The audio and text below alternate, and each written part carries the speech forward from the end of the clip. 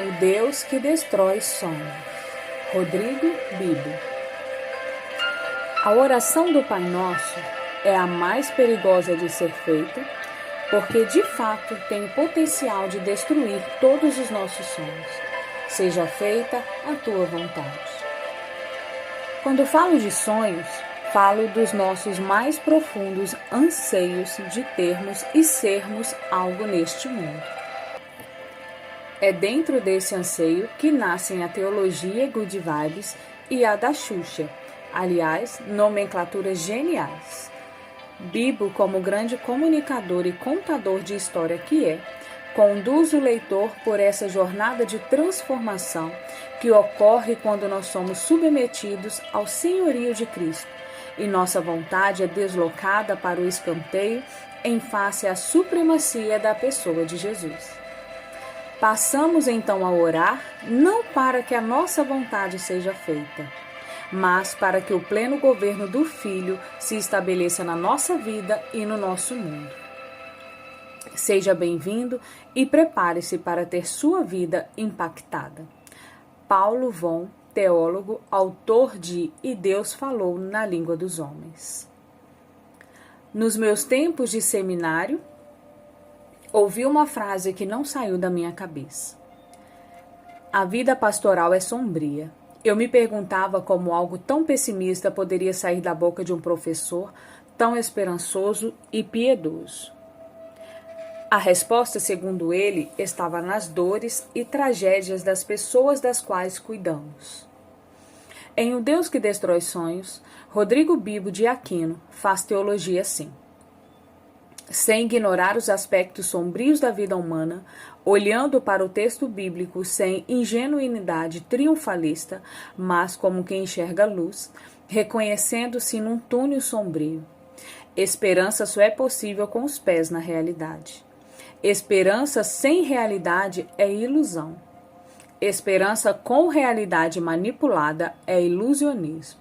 Victor Fontana, mestre em teologia pela Trinity Evangelical Divinity School.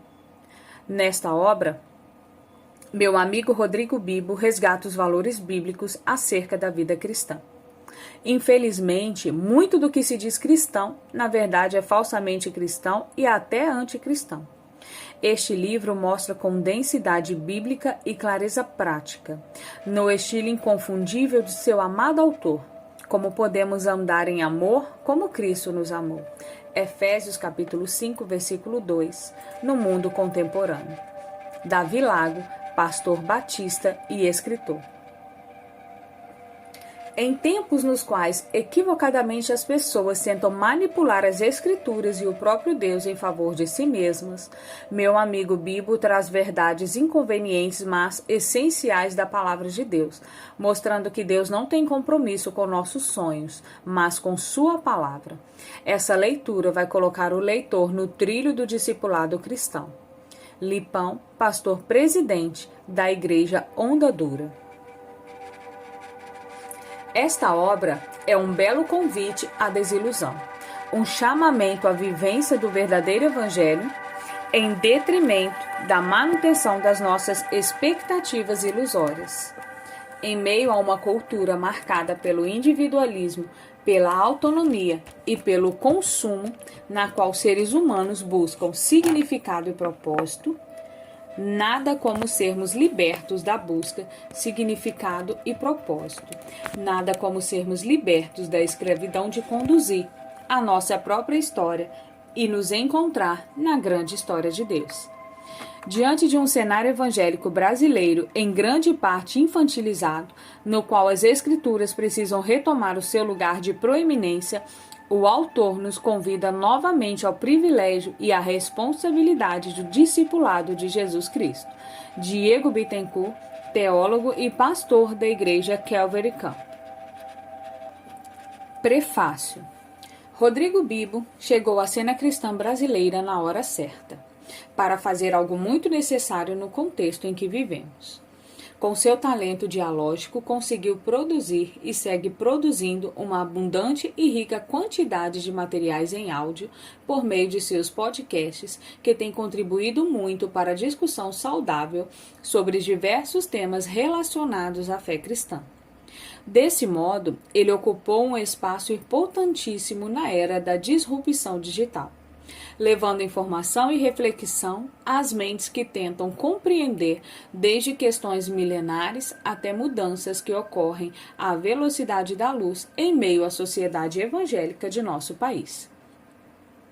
Agora, Bibo dá um passo além e oferta seu talento reflexivo e comunicativo para o universo literário. Uma das coisas que Bibo procura fazer muito bem em seus podcasts é apresentar uma imagem realista de Deus, não idealizada, bíblica e despida de modismo e máscaras temporais.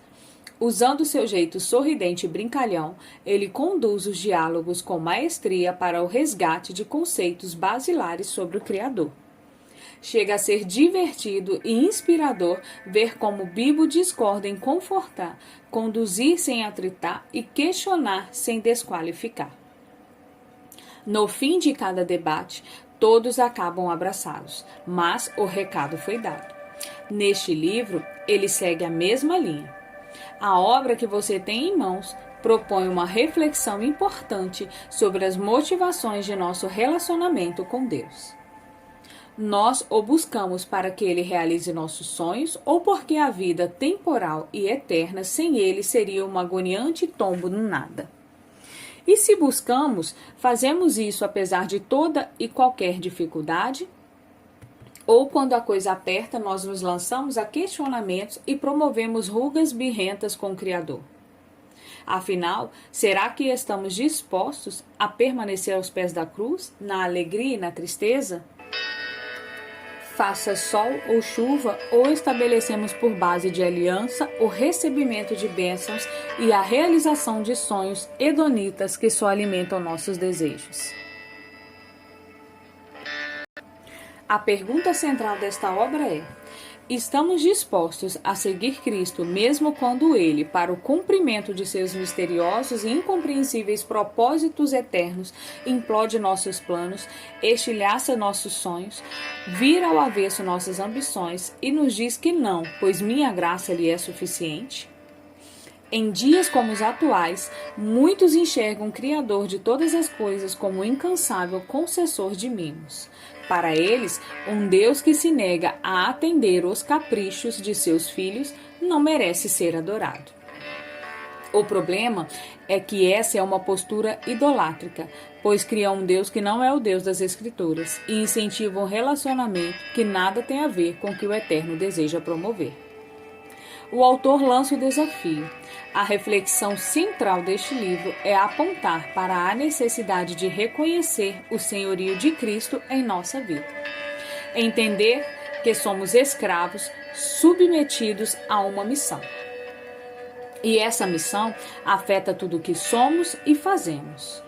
Para boa parte dos cristãos brasileiros, essa afirmação é uma ofensa, pois nos obriga a descer de nossa prepotência e nos põe no devido lugar. Filhos, mas escravos. Temos privilégios, mas eles não nos livram das aflições. Sonhamos com nossos desejos, mas o concessor das boas dádivas frequentemente frustra nossas expectativas. Não há como fugir dessa realidade, e este livro não deixa dúvidas sobre isso. Convido você a desfrutar da leitura das próximas páginas com um coração humilde e resignado, por saber que os pensamentos de Deus são muito mais elevados que os nossos, que os planos divinos não podem ser frustrados e que a vontade do Eterno é perfeita. Se baixarmos as armas e nos abrirmos para a real manifestação do Criador em nossa vida, caminharemos pelos dias com o coração muito mais capaz de resistir às decepções, sabendo que na escassez ou na fartura, Deus segue sendo Deus, bondoso, maravilhoso, digno de louvor, serviço, honra, glória e majestade. Este livro lança o desafio. Seus sonhos não se realizaram? Ótimo! Confie no Onipotente, pois Ele sabe o que faz. Ele vê o que você não vê, e Ele decide o que fazer sem atentar para nosso cotidianismo. Ou, na melhor linguagem bibotalquiana, muitas vezes Deus destrói nossos sonhos simplesmente porque os nossos sonhos podem ser uma bela droga. Boa leitura. Maurício Zachary, editor e escritor. Introdução. Quem é o seu Deus?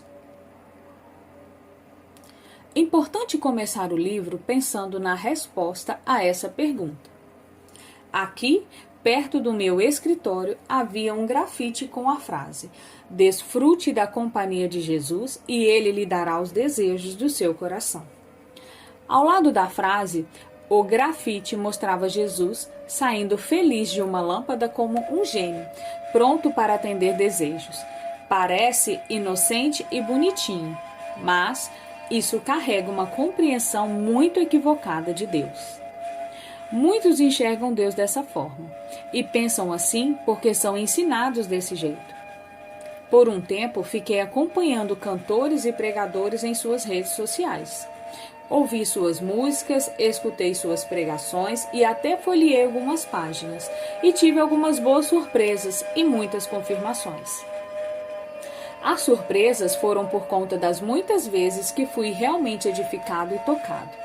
As confirmações, por sua vez, ficam por conta da alta carga emocional e de autoajuda contida nesse meio.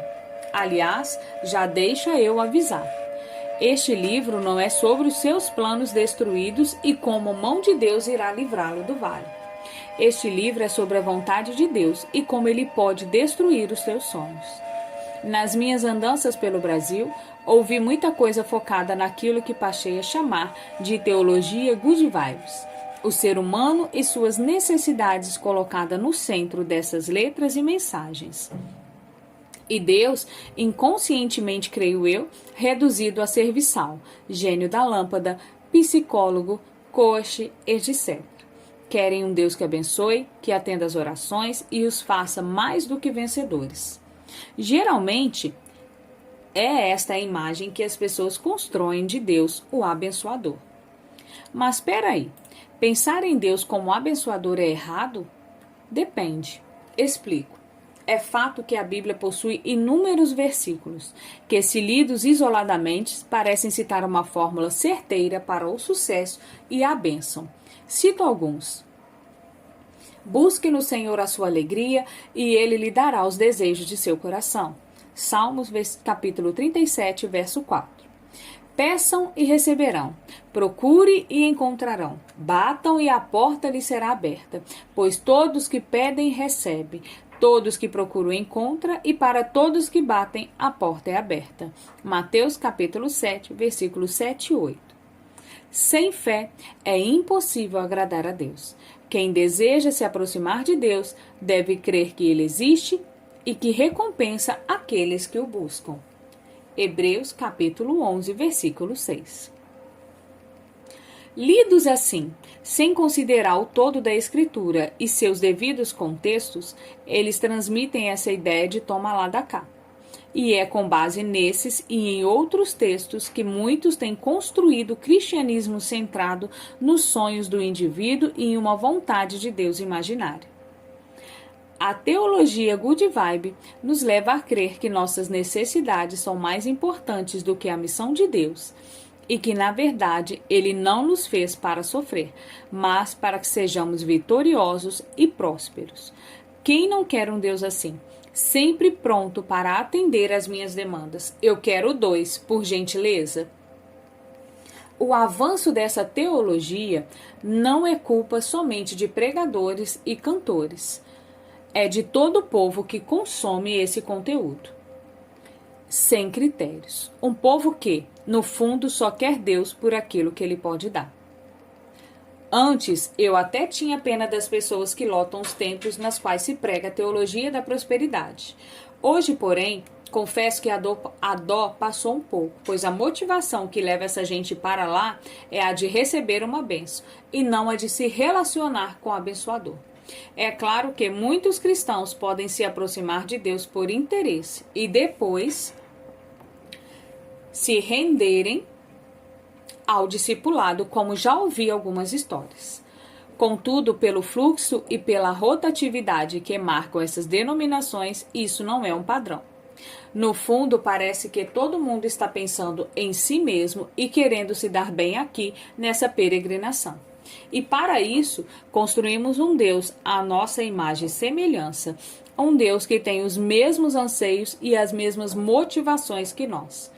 Nossas orações e canções apenas refletem nossas vontades e projetam uma divindade que satisfaz os desejos mimados do nosso coração. Esquecemos que, na oração do Pai Nosso, Jesus nos ensina a primeiro ansiar pelas coisas do alto e só depois considerar nossas necessidades. Esquecemos que somos servos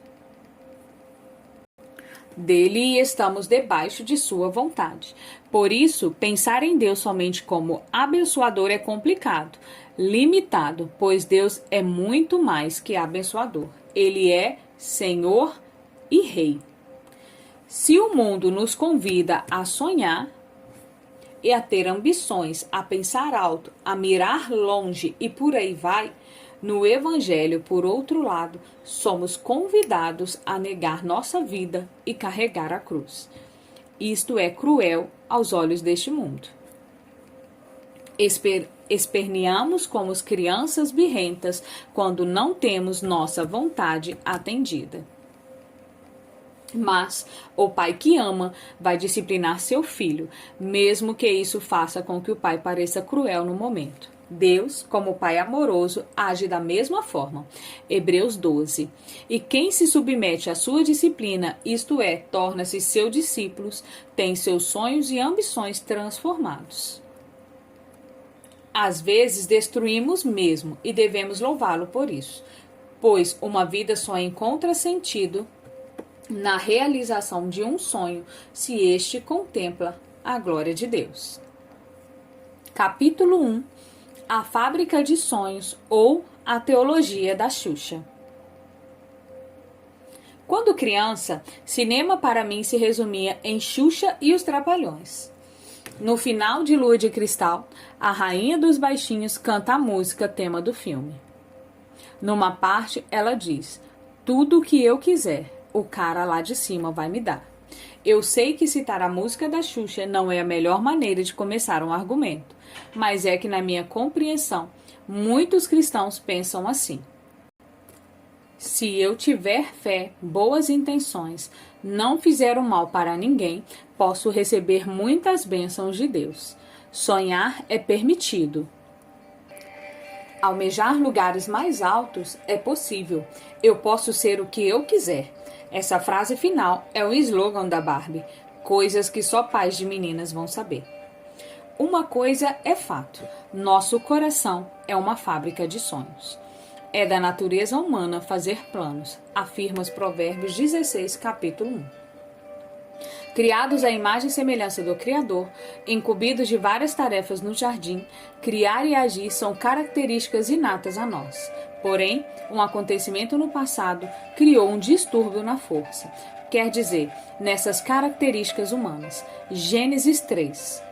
O pecado de Adão e Eva afetou todos os que vieram depois deles. De lá para cá, nossos desejos, incluindo os mais nobres, são permeados pelo pecado. O desejo do primeiro casal em querer ser como Deus jogou toda a humanidade numa espiral de decadência, nas palavras de Orton. Nossa paixão pela vida e pela realização e nosso desejo de lutar por um alvo ousado foram essencialmente criados em nós por Deus. O que mudou depois da queda é a direção desse impulso. Quando desligado de seu objetivo certo, a glória de Deus e o bem de nosso próximo, nosso amor fica focado em si mesmo, nossas paixões santas ficam viciados, nos afastando dos passos de Deus e afastando-nos um dos outros. Logo, o ser humano não usa mais sua vontade para viver em harmonia com Deus e o próximo. Ele a usa para satisfazer seus anseios. Ao sondar nossos sonhos, percebemos que eles geralmente só contemplam a nossa vida. Nosso senso de comunidade e responsabilidade mútua é abafado por nossos caprichos e necessidades. Vivemos mais ou menos a seguinte dinâmica: sigo levando a minha vida, lutando por um lugar ao sol, para ser alguém e chegar ao topo, e vou pedindo a bênção de Deus. Ou, como dizem, fé em Deus e pé na tábua. No fundo, o que queremos é um abençoador. E que não seja intrometido. Queremos servir a Deus do nosso jeito e com os nossos termos. Isso lembra muito o conceito do deísmo moralista terapêutico, desenvolvido pelo sociólogo Christian Smith para indicar a compreensão que os jovens norte-americanos têm sobre Deus e o conjunto de crenças que nutrem. Killer resume a tese de Smith. Deus abençoa e leva para o céu aqueles que tentam viver bem e decentemente, a crença moralista. O objetivo central da vida não é se sacrificar ou negar a si mesmo, mas ser feliz e se sentir bem e consigo mesmo, a crença terapêutica. Embora exista e tenha criado o mundo, Deus não precisa estar particularmente envolvido em nossa vida, exceto quando há um problema. Isso é deísmo. Essa crença que Smith detectou nos jovens norte-americanos não difere praticamente em nada do que vivemos aqui no Brasil. É nítido que a maioria dos cristãos vivem um cristianismo personalizado, voltado para satisfazer as suas demandas e vontades, sem a mínima noção do conteúdo da fé bíblica e da real vontade de Deus. O que queremos é nos dar bem nesta e outra vida. Veja, não quero dizer que não devemos planejar a nossa vida, que todos agora precisam ser voluntários em causas humanitárias ou missionários itinerantes mundo afora. Calma. A reflexão central deste livro é apontar para a necessidade de reconhecer o senhorio de Cristo em nossa vida. É entender que somos escravos submetidos a uma missão que afeta tudo o que somos e fazemos. Se não considerarmos estas coisas em nossa caminhada, poderemos ter os sonhos mais nobres, como ser pediatra e trabalhar nos postos de saúde de regiões carentes, mas eles talvez não glorifiquem Deus. Como bem frisou Iago Martins, infelizmente nós frequentemente temos a sensação de que, se estivermos fazendo algo bom, então nossas motivações estão acima de qualquer questionamento. Muito pelo contrário, não há melhor lugar para esconder nossas más motivações do que o serviço ao próximo. A reflexão central deste livro é apontar para a necessidade de reconhecer o senhorio de Cristo em nossa vida. Entender que somos escravos submetidos a uma missão que afeta tudo o que somos e fazemos. Aquele que sonda o nosso coração, Provérbios 16:2, conhece nossas motivações. E acredite, se não nos dobrarmos ao Senhor, seremos conduzidos pela ambição e nossas motivações serão más, mesmo que à primeira vista pareçam boas. Quantas igrejas surgem como fruto dessa ambição caída? Infelizmente, muitas. Eu testemunhei uma história que ilustra mais ou menos isso. Certo jovem, desde que começou a estudar teologia, tinha um pensamento de grandeza em relação à igreja. Era tão evidente que em sua apresentação na sala de aula disse: "Meu objetivo é ser pastor presidente".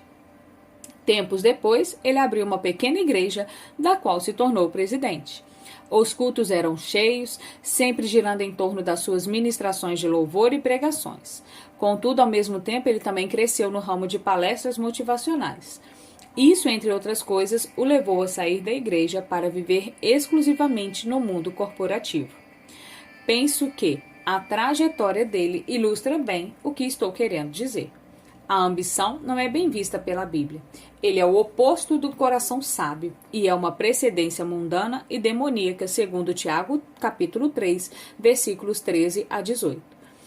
O termo grego eritheia, traduzido pela NVT como ambição egoísta, pode também significar partidarismo, rivalidade ou ambição. E nunca é usado de forma positiva no Novo Testamento. Dessa forma, falar de ambição egoísta acaba sendo redundante. Segundo Orton, o adjetivo egoísta foi acrescentado devido ao espírito da nossa época, que vê na ambição uma virtude. Mas ela não é. É a ambição que faz seus sonhos terem primazia. Ela sempre vai buscar a autorrealização. Inclusive, no latim, ela tem o sentido de sair para fazer campanha eleitoral, buscar fama ou aprovação. Isso é coisa de ego que está bem vivo e não foi crucificado com Cristo.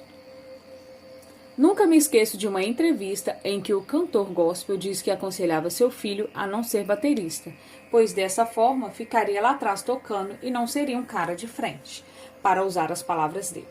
Imagina a frustração do garoto que tem como primeiro instrumento a bateria, mas que se seguir a ambição do pai poderá se tornar um cantor gospel linha de frente com as motivações erradas. Geralmente, somos convidados a ser como Moisés, Davi, Paulo ou outra grande personagem da Bíblia.